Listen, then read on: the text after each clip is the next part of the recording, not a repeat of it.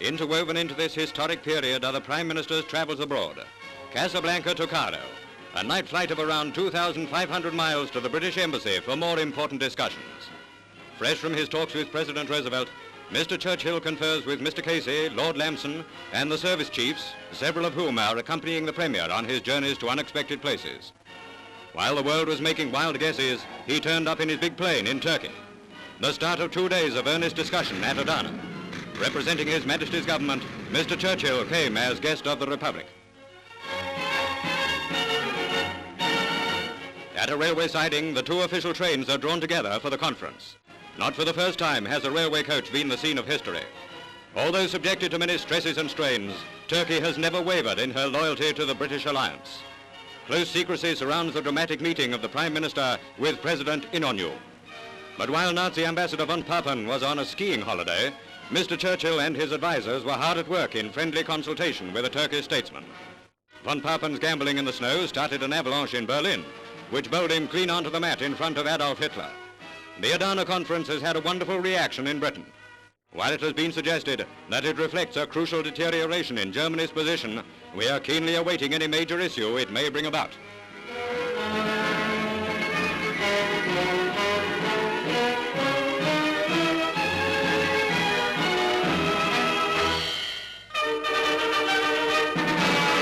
From Turkey, the Prime Minister was transported in his Liberator bomber to Cyprus. The significance of this visit was immediately recognized, for it was here that the foundation of Anglo-Turkish ties was cemented 18 months ago. Addressing a meeting of leading Cypriots, Mr. Churchill said, "The United Nations represent the strongest group of human beings that has ever been marshaled in arms in the history of the world."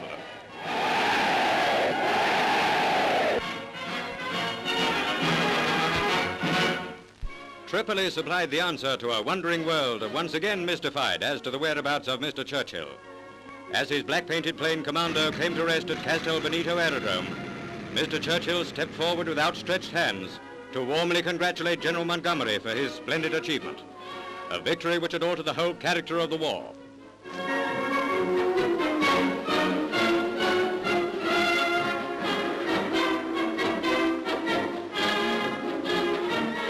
In the picturesque setting of a grassy enclosure bounded by eucalyptus trees are 2,000 officers and men assembled to receive the thanks of this great man who confidently put his trust in the 8th Army. In his speech to them, Mr. Churchill spoke glowingly of their brilliant achievements.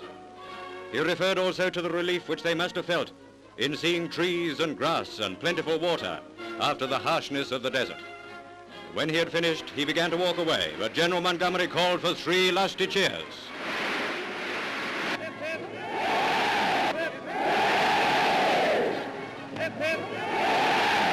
And one more.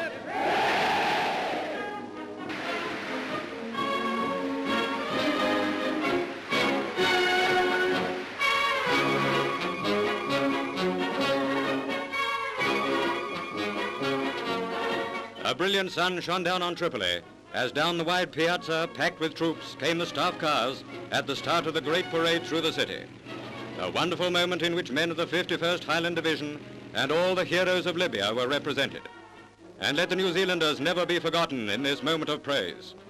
As the Prime Minister took his place on the saluting base, there came again the stirring music of the pipes, which echoed round the world. Once again the microphones caught their sound and broadcast it to the 4 corners of the earth. The mile-long parade went swinging through the streets.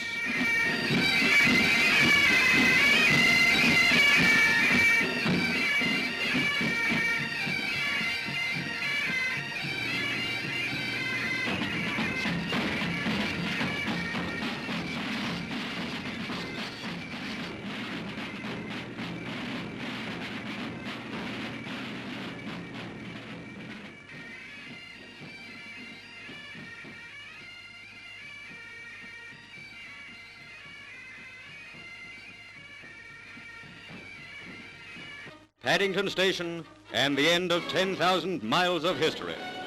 Let the sounds and scenes at the London terminus tell their own story at this triumphal homecoming.